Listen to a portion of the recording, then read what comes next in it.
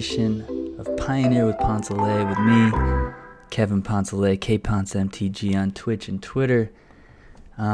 We've got Golgari Stompy today with Lovestruck Beast, Steel Leaf Champion, Rotting Regisaur, Collected Company to hit these very powerful 3-drops, and 8 Elves to ramp us into them. And we've got a couple great Henges and a couple Galtas as well to round out our curve. The idea here is beat them down fast and do so with giant 3-drops.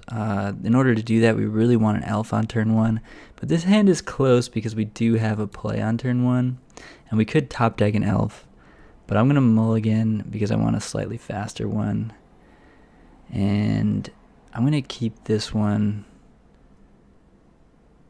because turn 4 Coco is going to be pretty good, and I'm going to bottom one of these lands. I think the Llanowar Wastes is the one I'm going to put on the bottom. We never need more than one black source in one turn, so we're going to drop the Wastes and play Overgrown Tomb tapped on turn 1 if we don't draw an Elf. Cool. Oops.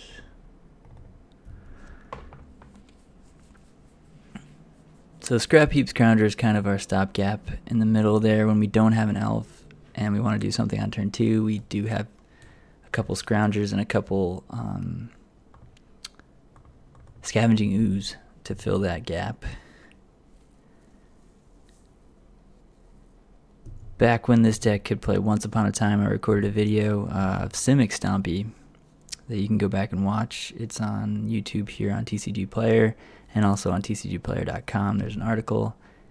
But Once Upon a Time made the deck quite a bit more consistent at hitting an Elf on turn 1. In fact, if you're willing to mulligan at least once, you were 93% to hit an Elf with the Once Upon a Time or the just having it in your opener. Opponent would triple 1-drop. This is going to be very difficult to beat. And we drew the Elf on turn 2. Ooh, that is some daggers right there. That's a daggery Elf. Alright, so opponent with triple 1-drop. We have no good blocks. Scrappy Scrounger is pretty awful in this matchup. At least on the draw.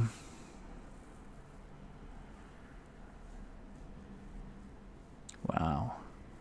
Opponent's draw was pretty ridiculous. We need to hit like a really good Collected Company. And even then, we're so far behind right here that I don't think there's any coming back, but we're gonna try. We're gonna cast Coco and see how that go. Thoughtseize. I guess we have to respond with Coco.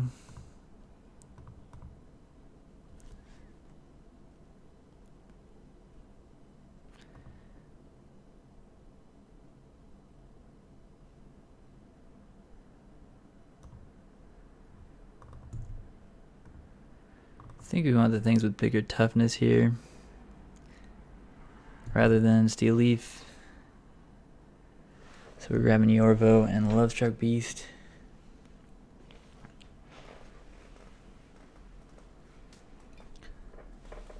They'll probably take our Sirach here, as is the only card that like represents potentially beating them next turn. They're out of cards. And they have 2 good attacks, yeah. Well, I guess they're just going to swing out. So it's 9.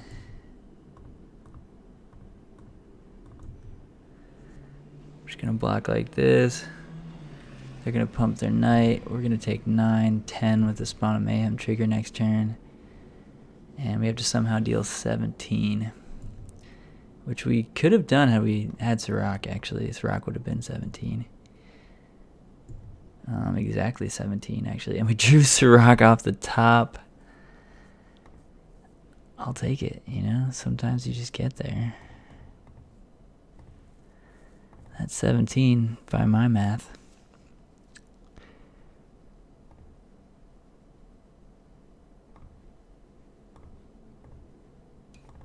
It's exactly 17. Well, yeah.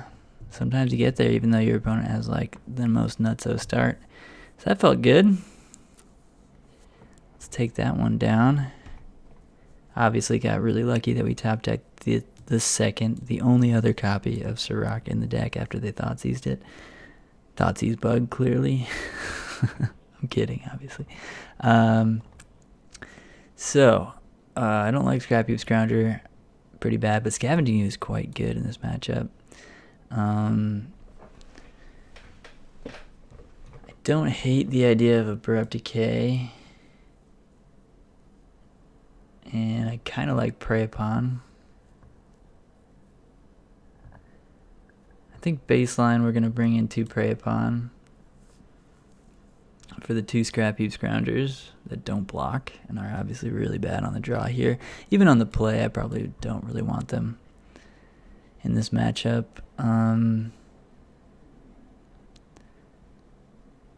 Yeah, other than that, Vivian's kind of slow, but does kill Spawn of Mayhem, so maybe Vivian is worth it. And in order to make room for Viv, I think we can trim a Yorvo.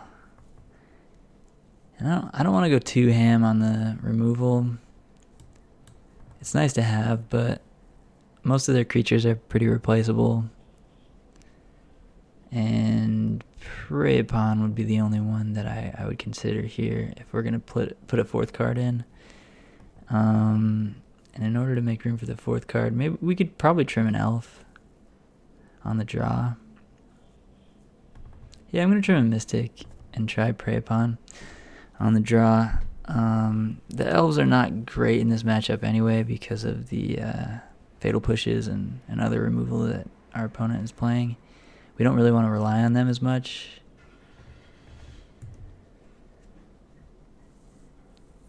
But this hand's pretty great. Bloodsoaked Champ.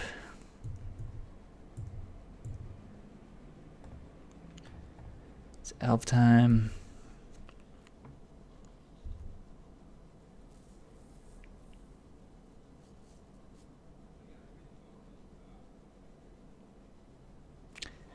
And like we were talking about, they pushed our Elf here. Attack with their Savannah Lions.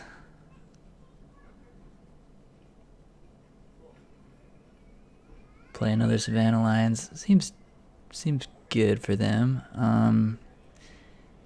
Here we could play Scavenging Ooze, but not getting any value off of it seems kind of bad. So I think what we're going to do is just make a 1/1 with Lovestruck Beast. Well, Heart's Desire, that is. And pass. I think I will block here since we can just play Scavenging Ooze and eat their Bloodsoak next turn. Oh no, they're going to push. Okay. No blocks then. Get in for 4, that's fine. So if they have Noxious Grasp for Lovestruck Beast, that's kind of bad for us. So I think I want to just play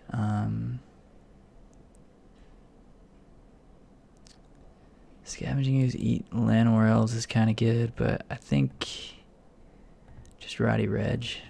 Just big giant dude. This plays around Noxious Grasp and Doomblade. And to some extent Grasp of Darkness.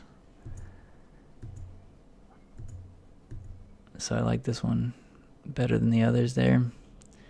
Rankle would be really bad for us.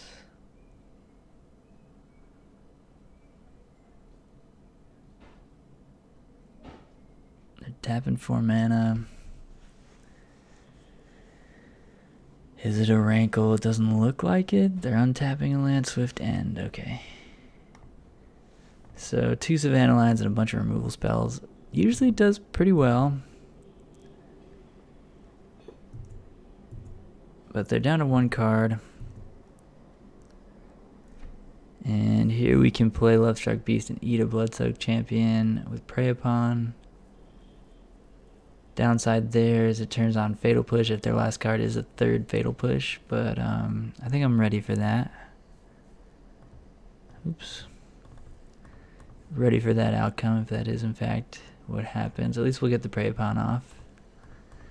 It's good to get Prey Upon off while your opponent is tapped low, because obviously getting the 2-for-1 would be really good for our opponent, really terrible for us if we cast Prey Upon into their Murderous Rider or Swift End.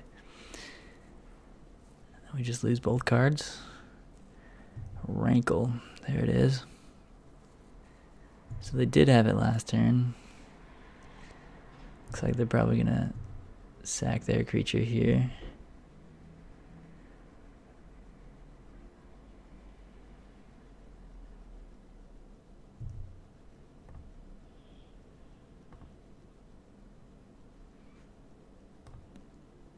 And we're at 7, so things are looking grim, but we can get rid of their 3 things with Scavenging Ooze. So this isn't the worst, but they can just like cast Murderous Rider and make a sack Scavenging Ooze. So they've kind of grinded us out of resources here.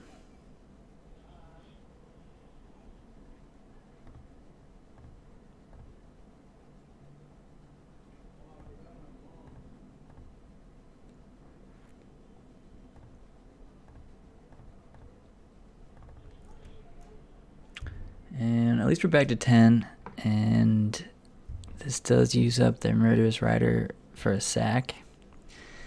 So, not the worst spot, but not good.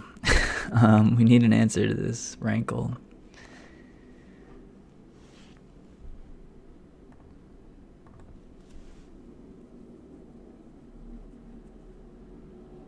And they also have Castle Locthwain, so they're able to draw some extra cards. And they're still at 18, so they're going to do pretty well with that, probably.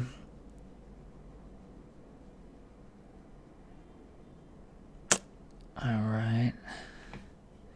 Not ideal.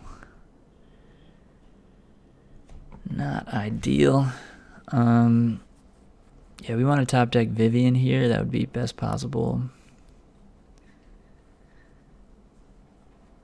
Otherwise, I think we're just dead.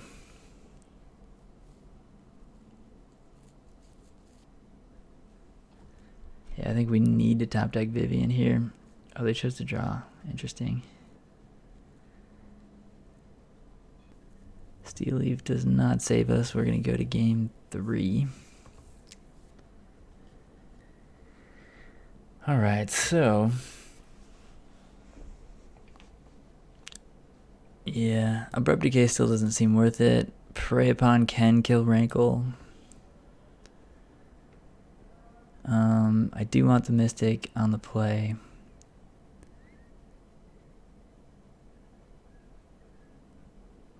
And because our opponent has so much removal, I think we should trim a Galta. Let's try that.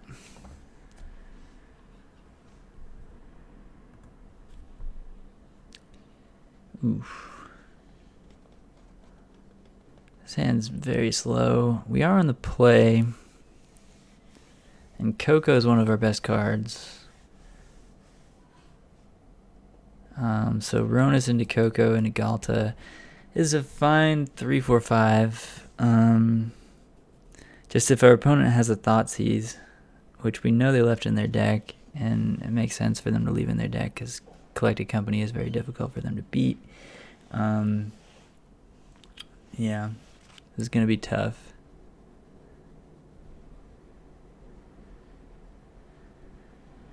I think I'm going to keep it, but I'm not 100% sold. We do get pretty got by Thoughtseize, but I think Ronus is so good, and so is Collected Company and then Galta, that I'm keeping this hand because we can cast everything in our hand. And if they don't have Thoughtseize, then we should be able to take over the game on turn 5. But we'll see. Obviously, they could have a really aggressive draw again. And drawing another land there was certainly not ideal. I wouldn't have kept this hand on the draw.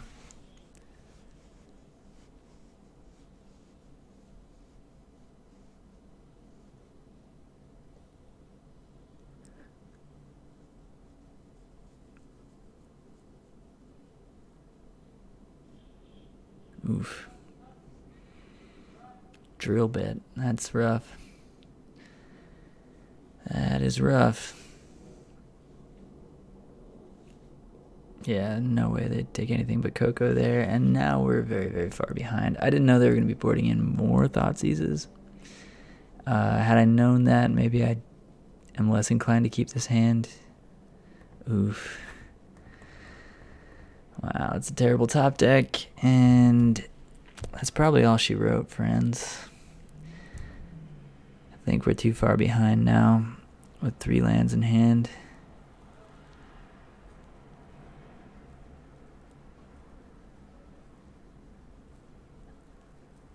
I'd say we're about 10% to win this game. That's a good draw, though. I have to assume they have a decent amount of removal in their hand. But if they don't, there's like some sliver of a world where they don't actually have a removal spell here. And in that world, we can block next turn. And maybe cast Galta.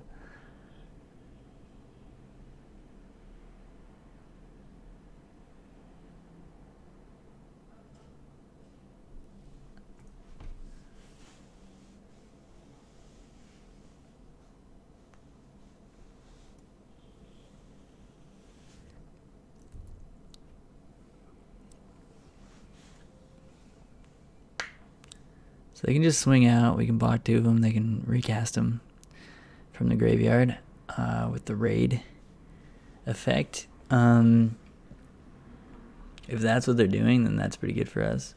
This could also mean they have Fatal Push, and they're trying to turn on Fatal Push by attacking. If that's what they're trying to do, then just going to 8 is probably correct. So we can definitely cast Galta next turn. I think I'm just going to go to 8. It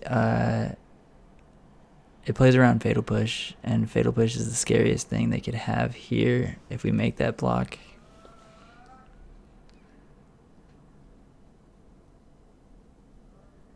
If they had Murderous Rider also for our other guy, then we're in trouble. Scrap heap. Alright, so we get to play Galta. We drew another land. Keeping a 4-lander and drawing 3 lands in one spell obviously is not going to win you any games with Magic, but we'll get our friend out there.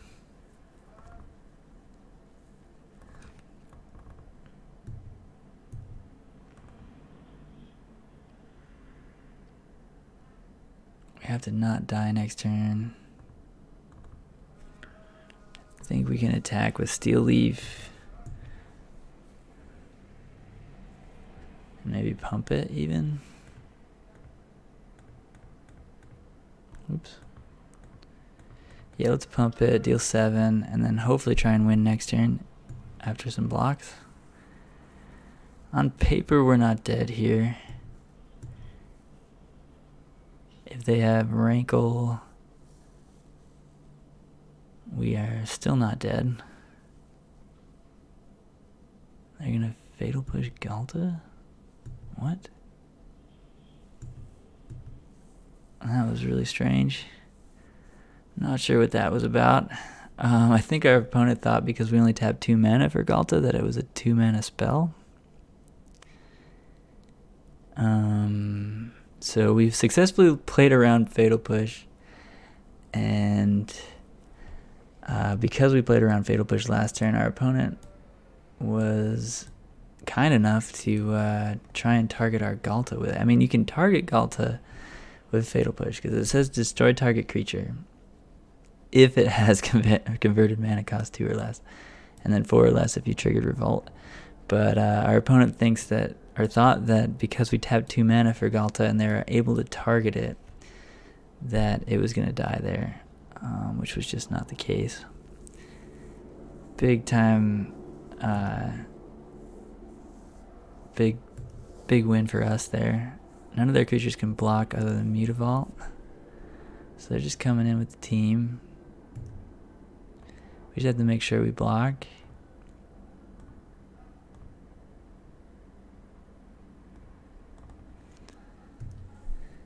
Go to 2. And then we should be able to swing back for lethal here with the trample on Ronus.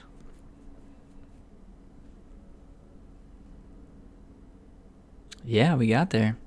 Well, got a little lucky that our opponent played their fatal push on our Galta, obviously, but I'll take it. Alright, hello and welcome to round 2 with green-black Stompy, Golgari Stompy. Double Yorvo, Great Henge, Galta, Ronus, and we're on the draw. I think we can mulligan looking for an elf here. Yeah, let's keep this one. And probably don't need the Scrounger since we've got a lot of other good stuff going on and an elf on turn 1. If our opponent does have the removal for our elf, then Scrounger would be a nice card to be able to cast on turn 2, but I'm going to hope that this goes well rather than not going well, and just hope that our opponent is not doing a ton of interaction in game 1 here. Alright, Inspiring Vantage, Toolcraft Exemplar. Interesting. Certainly could be playing some interaction here.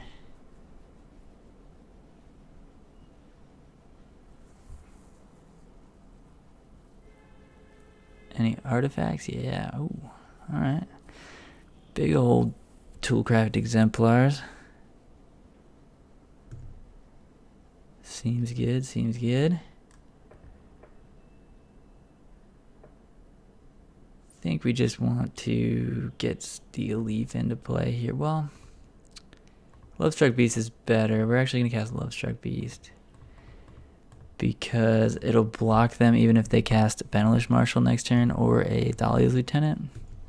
Or I guess Thalia's Lieutenant doesn't pump these are dwarves, but Benelish Marshal does, and if they're 4 power, they trade with Steel Leaf and they don't trade with Lovestruck, so let's get that out there. Crack the Clue, that's fine. Generally, these like 3 power aggro decks don't have a great time with a 5/5, and that's the game plan we're on right now. They just don't have attacks here. Lovestruck Beast just holding down the fort. That's going to be good later. So this costs 4. I believe we just want to play Great Henge here. And Scavenging Ooze. Draw a card seems good. Great Henge, pretty awesome when you have it on turn 3. Pretty great card on turn 3. Very hard for these decks without a lot of interaction to deal with. Bushwhacker, sure. That's fine.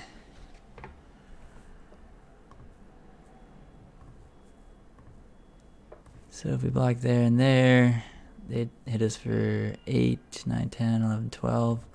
If we go to 7, we get to eat those 2 things next turn with Scavenging Ooze, go back up to 9. This seems right. Could also block Thraben Inspector. I guess that makes more sense. Yeah. And then we go back to 11 with the Great Henge.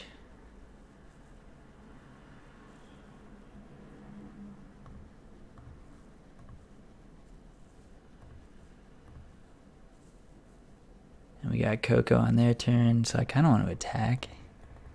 We're at 11.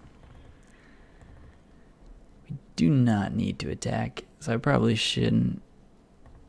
Well, I will attack with Scoos, I think. We don't need to attack with both, though.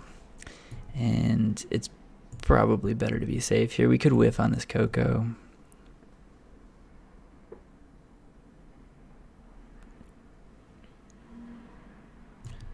Legion's Landing, transforms.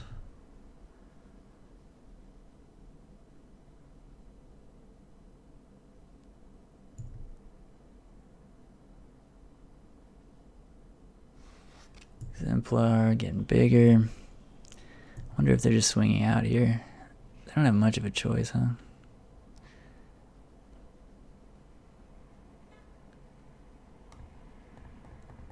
Let's just respond to those triggers. Technically a little bit better to wait a little bit, but ooh, that was actually not very good.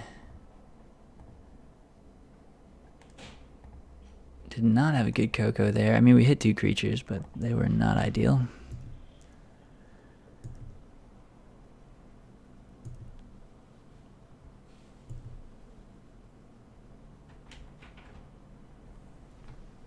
Oops.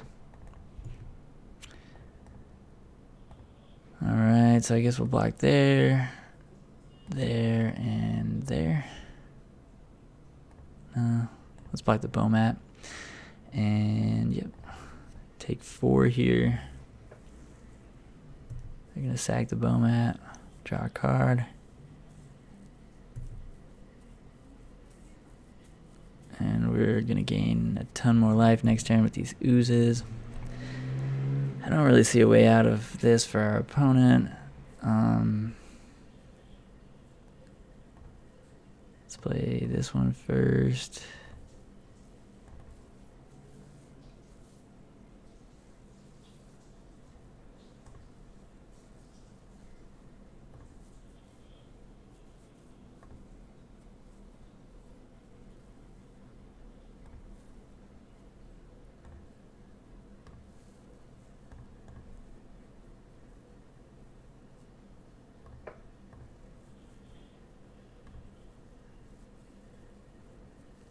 Galta.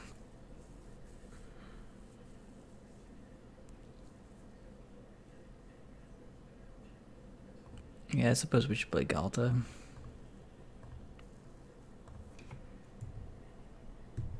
That seems fine.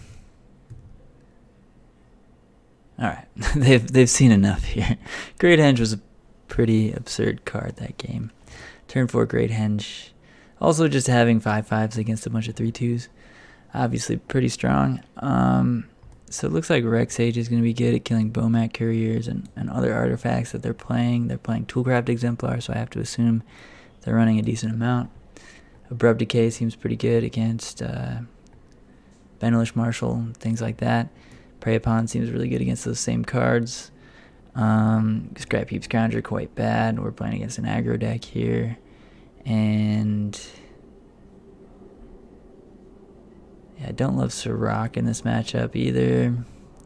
We are not the aggro. I think we can trim a Yorvo and a Ronus. And yeah, I think 1 Galta. I think I'd rather have Great Henge than Galta. Just draw a bunch of things and go wide.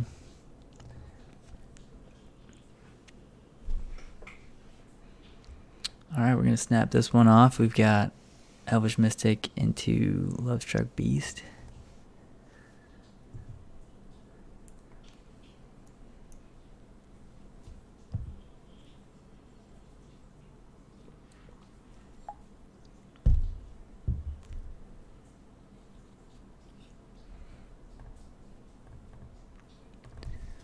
Drawing our 4th land wasn't ideal there, but our hand is very good. As long as they don't kill this Mystic here.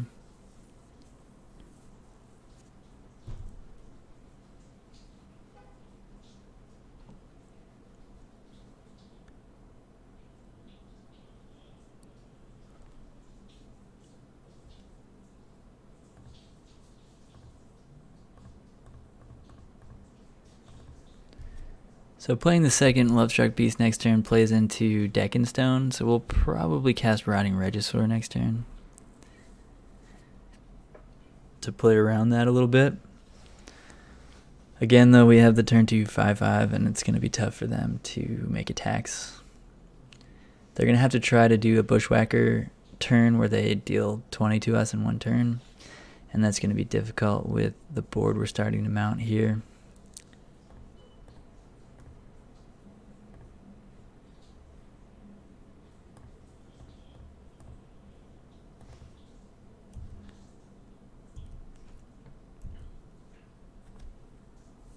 Obviously, we don't mind too much that we have to discard to Rotting Reg here with 3 lands in hand.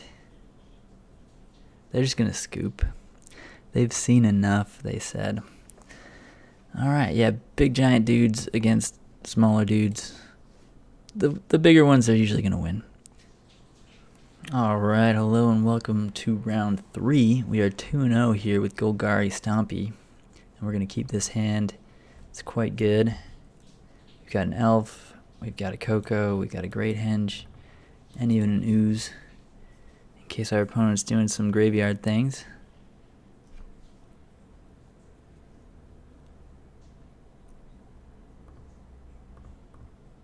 Gonna get that Elf out there here. Didn't want to show them the Blooming Marsh, because if we play Blooming Marsh, they know exactly what deck we are, whereas if we play the Elf, we might be the mono green planeswalkers deck. There's a couple different decks we could be. Here I would like to play the Ooze and the other Elf. I'm gonna lead with Ooze to play around Censor. And then I really don't care if they censor this Mystic or Syncopate or whatever people are playing these days in their blue-white control decks. Yeah, I really don't mind that at all. Did not need that Elf.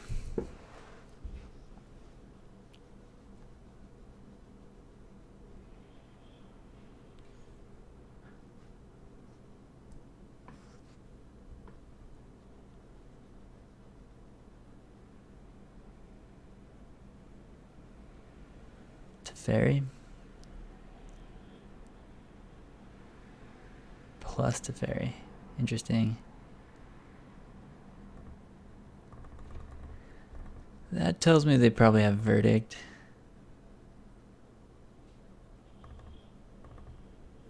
The downside to them having Verdict here is we can't really do anything about it, because if they Verdict, we have to tap mana. I guess we can just wait till after the Verdict resolves. Yeah, no, that works. That works. We just let it resolve and then afterwards. Yeah. So we're good. We will attack Teferi, I think. And they're going to know we have Coco because we have 4 cards in hand. We didn't do anything, but they're going to have to counter it on their turn.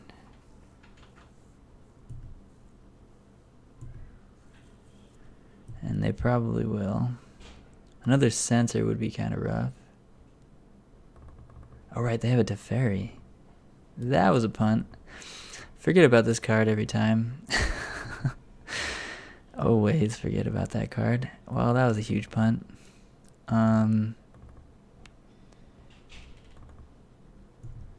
Whoops.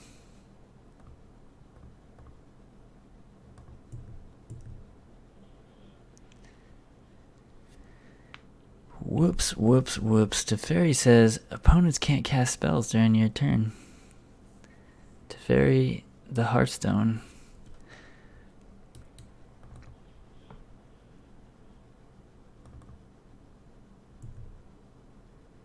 I guess we can hit that again.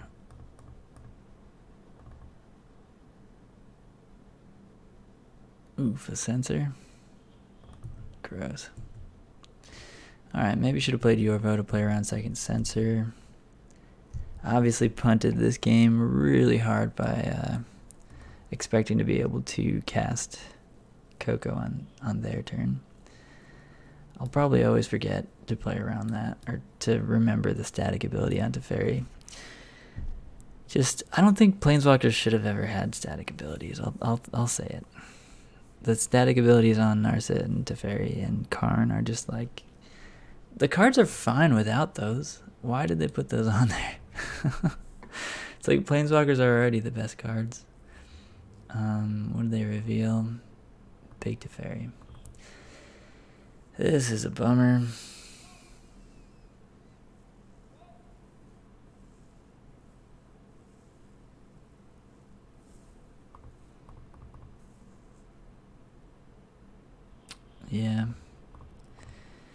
This is going to be really tough because of that pretty huge misplay, but let's try and figure it out.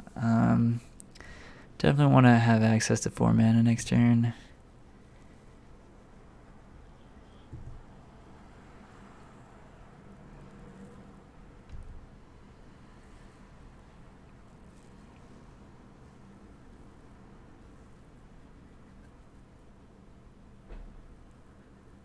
They've got an Azorius Charm and a Big Tef, so they're going to play Big Tef, untap 2. No, play Gideon. Interesting. Super friends over there.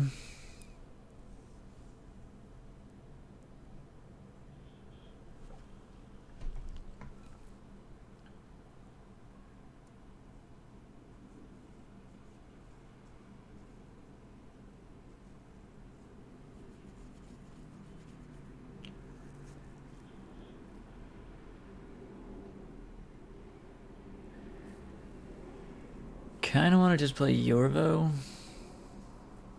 and then eat some stuff with Scavenging Ooze. Either way, we're going to pay 2 for this.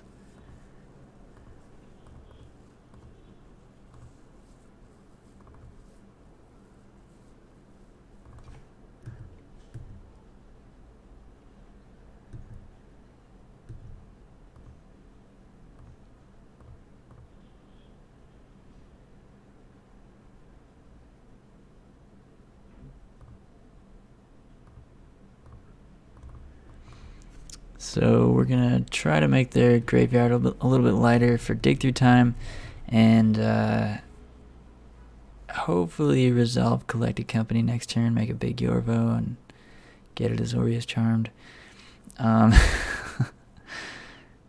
Supreme Verdict, okay. They could do that in our turn with the Teferi, so that's kind of a weird play, but I'll take it.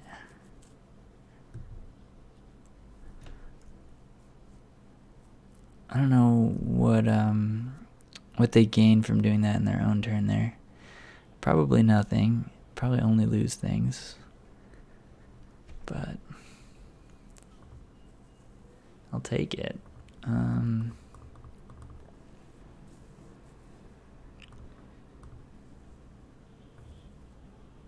Hit 2 things, which is solid. Scrappy Scrounger is quite good in this matchup.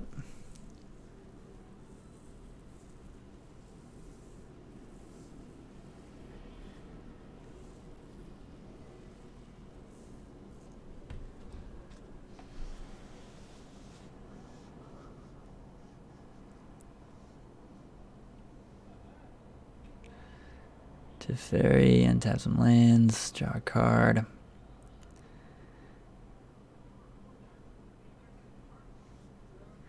Yeah, so opponent with 4 planeswalkers versus our 2 creatures, one of which doesn't deal any damage. I think we're losing this by quite a bit. We know they have Azorius Charm, but I want to cast this first. And then Galta. Nope, they have the Absorb. Renders Silent. Whoa, okay. That's different. Render silent, you say?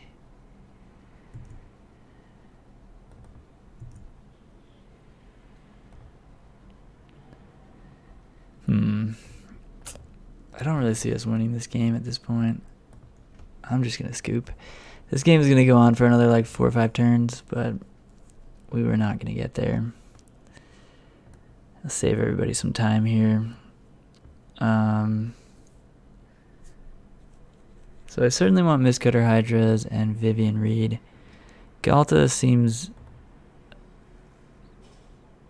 a little bit bad here. Yorvo. Ronus is great. Yorvo's kind of whatever. Great Henge is pretty good, so I think I'm going to keep that. This looks fine. Rex Sage, Abrupt Decay can get like Seal Away, Teferi in the case of Abrupt Decay, Narset, but like those cards have already gotten value if they're in play. So I think I don't want to overboard here too much. We have Collected Company, which we misplayed with in game 1 there. And we have Mistcutter Hydra, which should do some good work here. It's got Protection from Blue, if you're not familiar with this card. Protection from Blue can't be countered, and it has haste, and enters the battlefield with X+1/+1 counters. So it's great in tandem with Great Henge, because we can make a lot of mana and make a giant uncounterable hasty threat, which is generally enough to win the game. We're going to keep this.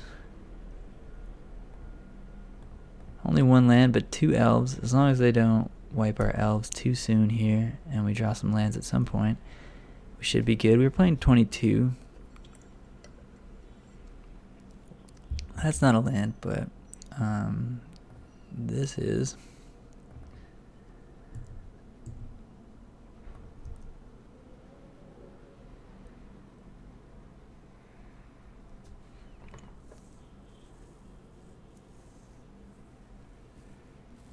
So next turn, Steel Leaf into Sirach is a lot of damage. As long as they don't have Azorius Charm or Seal Away. Paying 2 for that, so probably Censor. Gonna play around Censor by playing this Overgrown Tomb untapped.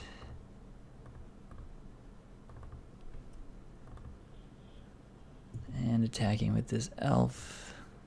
Actually, it's a little too risky to attack with the Elf, because if they have Azorius Charm, we get pretty got there. Yeah, I'm not going to attack with the Elf.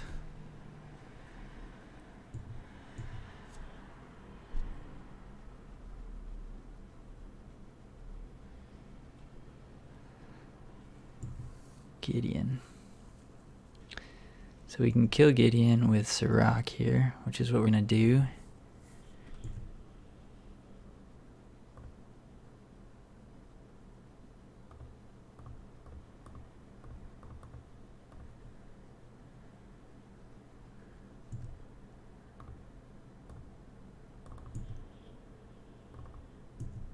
So Elf is going to go at them. Sirach's going to go at Gideon. They might have the Verdict, and then we probably lose, but we don't just lose. Like, we have Coco and Mistcutter to rebuild.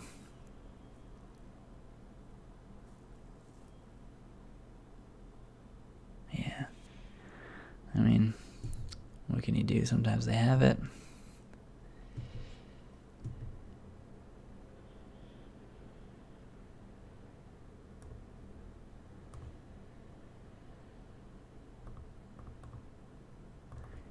Pretty unfortunate. It looks like this is going to be it for us here.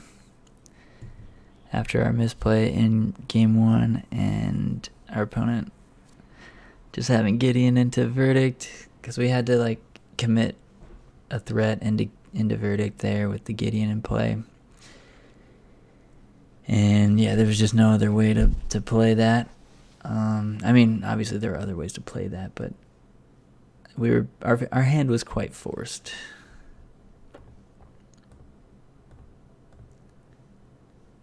So they're gonna D-sphere our ooze. Hopefully we draw a land next turn. And they don't have the Censor. They've been playing like they have Censor. So we might just play a 2/2 Mistcutter Hydra, which is not great, but we'll do it if that's all we got. Yeah, that's all we got. There we go. Here's a 2/2.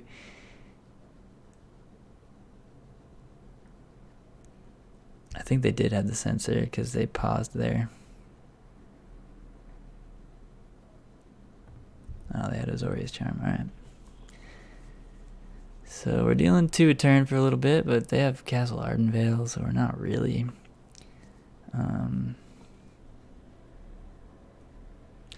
Yeah, things are not great here, but drawing that land was really good. Hopefully they make it a 1/1 and just block here. No? Okay.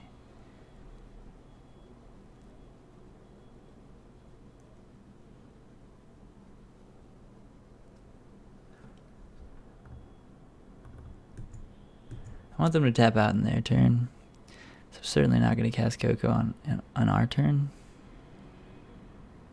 They're gonna make a dude. Dig through time. I'm gonna let that resolve.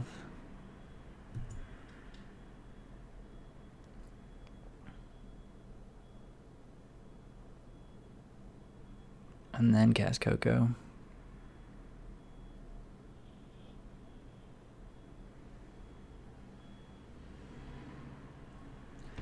The downside here is they're probably going to take the same cards either way, but we give them less information by letting that resolve first. And then casting our thing and whiffing. Oh, brother. Oh, wow. Okay, well. Happens, I guess.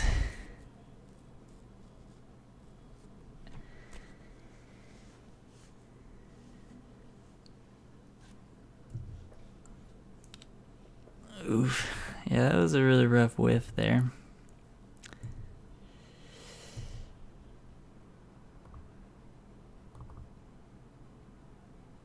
I only have 2 mana up. I'm just gonna do this on their end step regardless. They probably have a counter spell. Yeah, they're definitely gonna counter this Coco.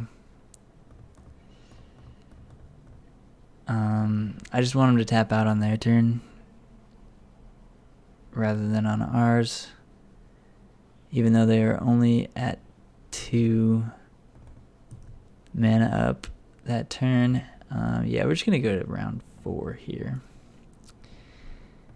Alright, hello and welcome to round 4. We are 2-1. We just got really beat up by blue-eye control there. Misplayed in game 1, not casting the Coco main phase. And that probably cost us a bit of percentage point. Will definitely cost us a bit of percentage points and probably cost us that game. But blue-white seems like a bad matchup for Supreme Verdict. Teferi, Gideon, a lot of cards that are hard for us to beat.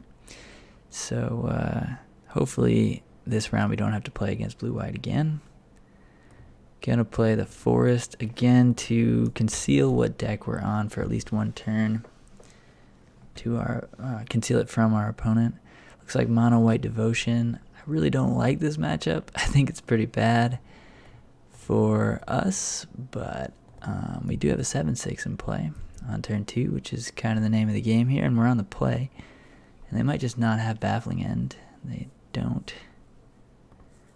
So don't need this other elf really, although yeah, we're not going to be able to cast the other Regisaur next turn anyway. Well, technically we will. I guess we can just play Regisaur, Regisaur, Regisaur. That seems better than anything else. So we're not going to play this land. Yeah, so we'll just discard that. We'll draw Ooze. Ooze is sweet.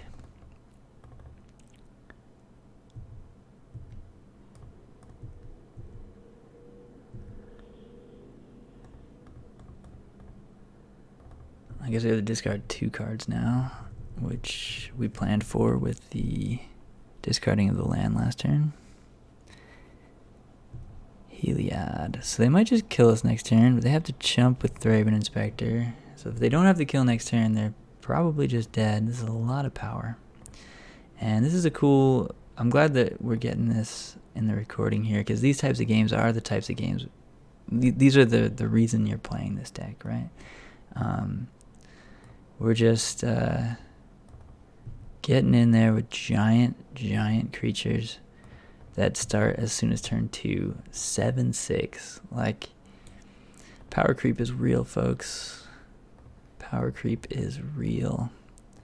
This is very bad against a Deck and Stone, but I don't think our opponent has Deck and Stone in their main deck. Do they have the Idyllic Grange? That would be daggers. Yeah, they do. Of course. Alright.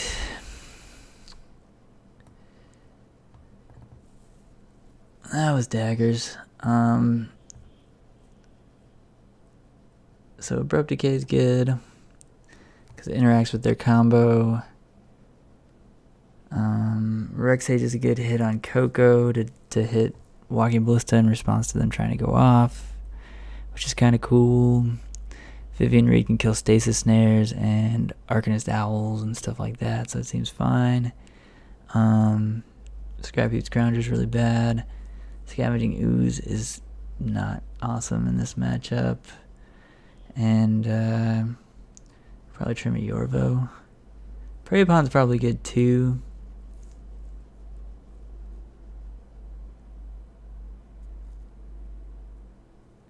Yeah, Prey Upon's fine.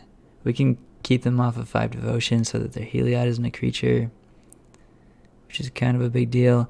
This doesn't really seem like a Great Henge type of matchup, but when you're on the play and you just have like turn 4 Great Henge, it's still really good.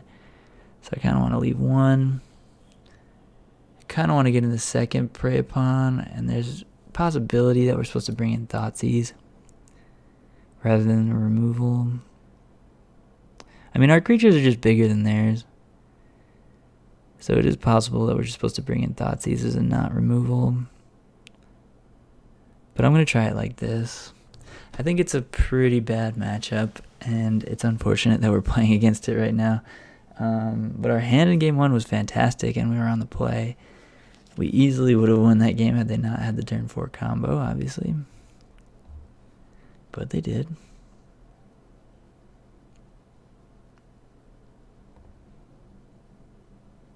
We're going to keep this. We've got turn 2 3-drop. That's the name of the game here. Play an elf, play a 3-drop, play some more 3-drops, interact a little bit with Abrupt Decay. That's like the main game plan here. So it's working out really well so far. As long as they don't have Baffling in on the Steel Leaf. It's possible we're supposed to lead with Lovestruck in case they have the Baffling in there, because Steel Leaf is so much better than Lovestruck. But we did not do that. And got punished because they did have the Baffling. Yeah, that's really good. Oh. Yeah, this is why this matchup is awful. Just totally awful.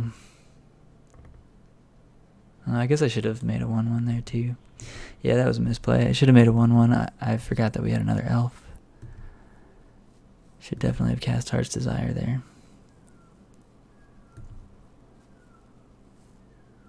Ooh.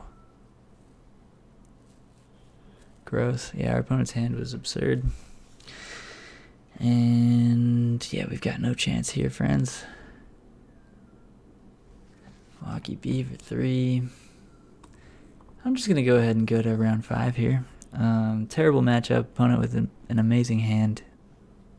Alright, hello and welcome to round 5 with Golgari Stompy. This hand's close because we actually have a curve out. We do need to draw 2 lands in our next 3 draw steps in order for this to actually be good, and 1 land within our next 3 draw steps, or 2 draw steps for this hand to be like worth it. So because of that, I'm going to mulligan. And I'm going to keep this one. Bottoming Scavenging Ooze, I think. No, Rotting Regisaur, yeah. We don't have any black mana, so it's an easy one to bottom.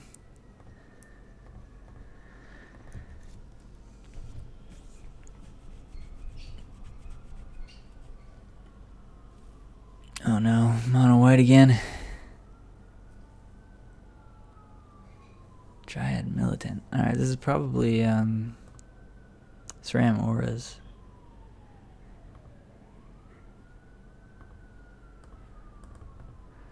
But let's get Yorvo out there. Drew the land, which was pretty awesome. Yeah, this is SRAM Auras. Good deck. Very good deck. And I believe another pretty bad matchup for us. Since we're not really playing interaction,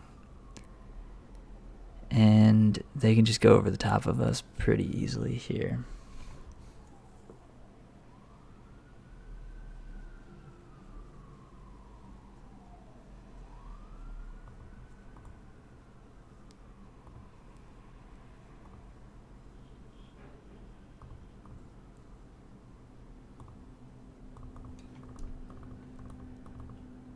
So if they have Karametra's Blessing, we trade Yorvo for a warrior token.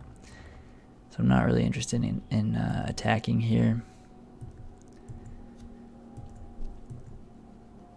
So we should be able to cast Great Henge next turn, which is our engine piece.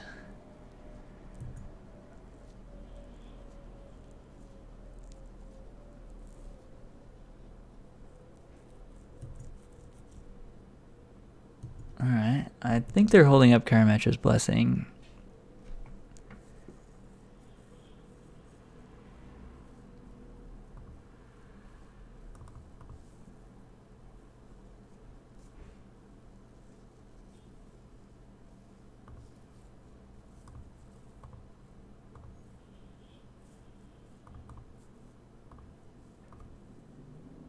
Alright, this is sweet. We can go wide.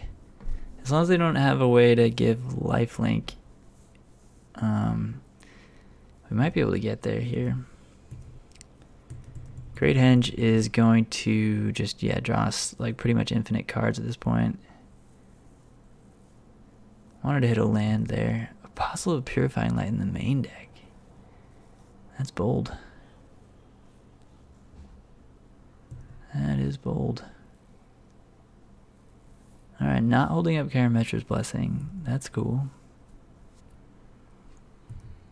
That's good for us. Second Great Henge, worst possible draw there, but with double draw off this Coco, I just want to draw some cards. Rotting Reg, Steel Leaf. Rotting Reg doesn't attack. Steel Leaf also doesn't attack. So all these are kind of bad, but I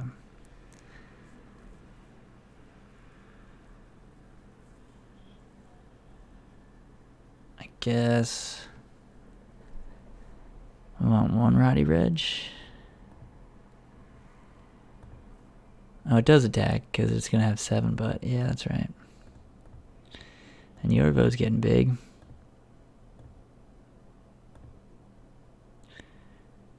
We did not draw land. That is unfortunate. Wow. We're 15 cards deep and we've only found 2 lands. That is quite unfortunate.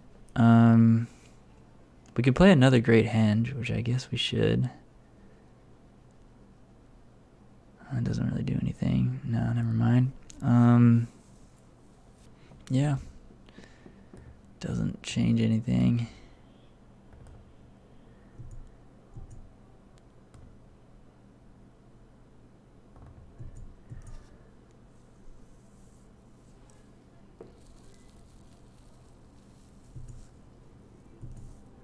Alright.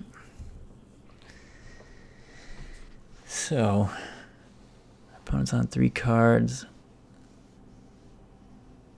They've got a first striking 6/5, which is good against most of our board, but not our 8/8 and our 8/7. And our 8/8 is going to be bigger. Ronus is going to be really good for us. Starting next turn. Yeah, main deck Apostle of Purifying Light. I'm glad that they're running that because it's very bad against us. Well, that's right. I guess we did play a Rotting Regisaur into 2 pro-black creatures. Well, 1 pro-black creature. We should have chosen Scavenging Ooze. That was a mistake. Yeah, I forgot that they had Apostle in play, so Rotting Regisaur quite bad here. We are going to attack with it because we want it off the board. But Ronus, giving it trample actually does allow it to attack through these things. So not that bad actually. Maybe better than Scavenging Ooze, all told. We'll see. Yeah, I should probably try and sit up straighter here. Opponent is paused in my upkeep.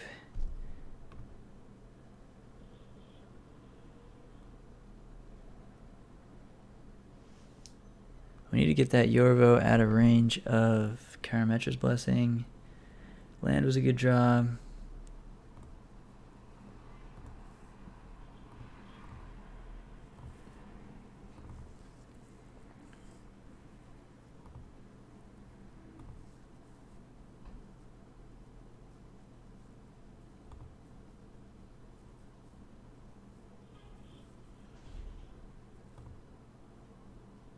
Oh, they're just going to scoop. Yeah, we would have just swung out there, and they don't have any lifelink. So, yeah, with Rona's giving trample, we were in pretty good shape.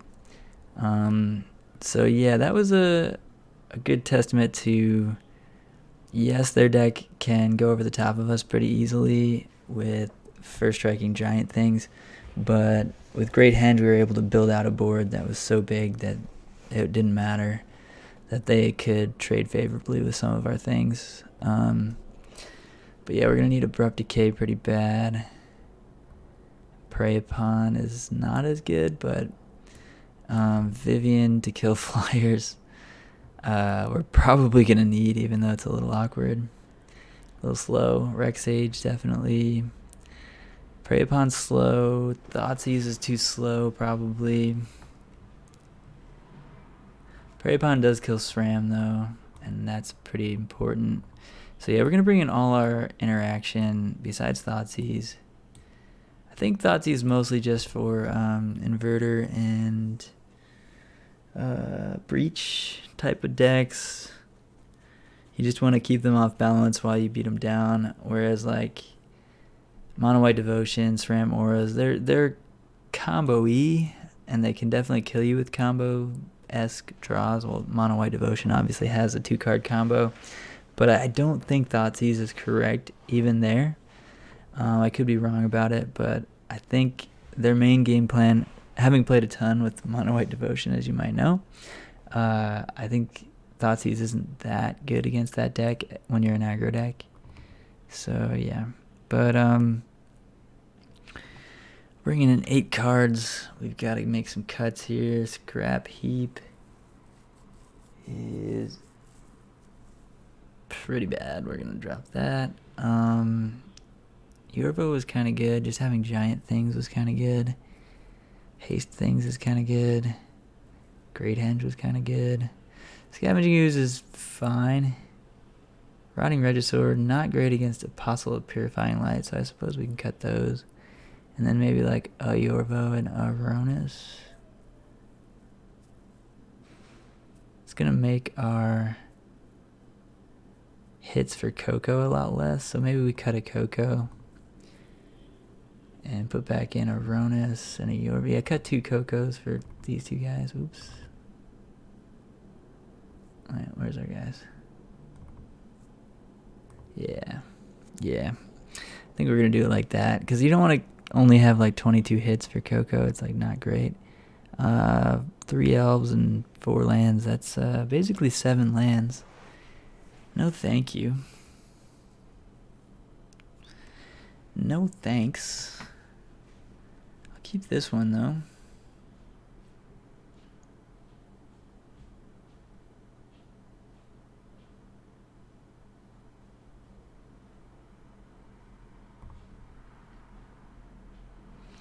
And we're gonna bottom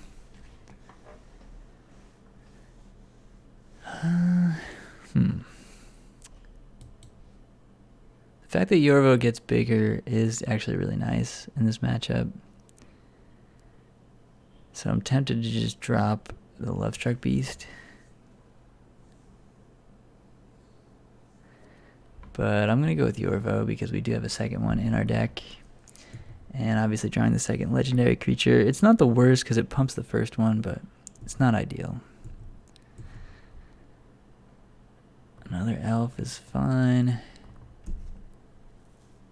That means we're going to get to do stuff on turn 3. If they have Hateful Eidolon, whoa. Okay, I guess our opponent kept a 1-lander and didn't get there, so that was an easy one. We'll take a 3-2. I'm pretty happy with that. Yeah, SRAM Auras I don't think is a great matchup, so I'm pretty happy we got that one. Let's do a deck tech. What do you say? All right.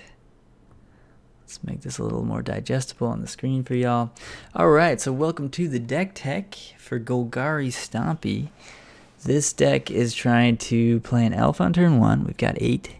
And then play a 3-drop on turn 2. Similar to the Simic Stompy deck I played a couple months ago. Similar to any of these green decks in Pioneer that are trying to play Steel Leaf Champion and Lovestruck Beast. But this one is playing Rotting Regisaur. That's what the Black Splash is for. And also Great Henge to make use of the giant power of Rotting Regisaur. It's a 7/6, which means your Great Henge only costs 2.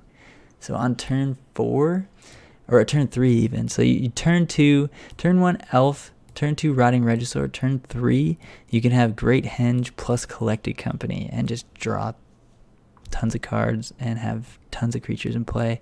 And the game's just kind of over right there, right? Like, unless your opponent has a Supreme Verdict, like, you just win. And even if they do, you have a Great Henge in play, and all of your creatures you cast from now on are going to draw you cards. So yeah, I really like Great Henge with Rotting Regisaur. It plays pretty well with the 5 power creatures, because we can play the 5 power creature, and then on turn 4, Great Henge for 4, or turn 3, Great Henge for 4, because Great Henge costs 4 when you have a 5 power creature in play. Sirach gives all our creatures haste once it's in play. It gives itself haste as well, which is really good with Galta. And then, yeah, Collected Company is kind of a newer addition to the deck. Has a lot of hits. It doesn't hit Sirach or Galta, but it hits 28 other things. Obviously 20 good ones and 8 elves. So we're not super happy if it hits an elf, but still 20 good hits is pretty nice. And yeah, you're just trying to beat face here. Just get out there, get your opponent dead, be the proactive player, be the aggro. You are not the aggro in some matchups, like some matchups where your opponent is more low to the ground than you, like red or small white decks. You can have these 5/5s that just clog the ground up, and then eventually you Coco and Great Henge your way into a victory. So we're not always the aggro, but generally you're going to be the aggro and then just get them dead. And when you play against matchups that have a combo kill, like Inverter or Lotus Breach, you're going to probably want to bring in Thoughtseize. If you're playing against decks that are playing a lot of enchantments, artifacts, you're probably going to want to bring in Rex Sage. If you are playing against creature decks, you're probably going to want to bring in Prey Upon and maybe Abrupt Decay. If you're playing against blue decks like Spirits or Blue-Eye Control, you're going to want to bring in Mist Cutter Hydra. This card can't be countered. Pro Blue has haste. It's similar to Shifting Ceratops, but you can actually make it even bigger than Shifting Ceratops. If you have like a Great Henge in play, it can just hit them for like 8 in one turn sometimes if you have some Elves and a Great Henge, which is pretty sweet. And then we got Vivian Reed rounding things out here. We've got just a value planeswalker that also kills artifacts, enchantments, and creatures with flying, and also finds you more creatures to beat your opponent down with. Just a solid value planeswalker. Pretty easy to cast in our deck, even though we only have 22 lands, because we've got Great Henge and all these elves. So we have 30 mana sources in the deck, and technically 32 with Great Henge. So yeah, a lot of ways to ramp into 5, even though 22 lands seems like it's a little low. The deck feels pretty good.